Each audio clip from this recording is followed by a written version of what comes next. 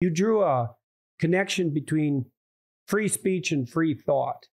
And people often think of free speech as a hedonistic right in some sense. I and every other Yahoo gets to say exactly what we want whenever we want. And maybe that's for our own, enjoyment. But that's not it exactly, because there isn't any difference between speech and thought in a technical sense. Much of the thought that we undertake in discussions like this, where we're exchanging ideas and modifying them and communicating. And that free speech is thought.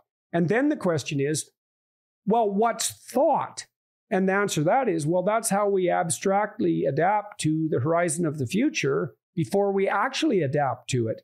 So we try out new ideas that might match what's coming at us that's unpredictable in this virtual space that's characterized by the exchange of thought, so that we don't have to die by making the wrong decisions when we're actually forced to act. And I would say we can make that a biological claim, because the prefrontal cortex, which is the home of abstract thought, grew out of the motor cortex, and its purpose is to run simulations of the world and simulations of potential action patterns in the world before you implement them, so that you can weed out the deadly ones and not implement them. And so we actually evolved an entire part of our brain, which we use socially, to kill bad ideas before they kill us. And so then if you interfere with free speech, you don't get to do that. And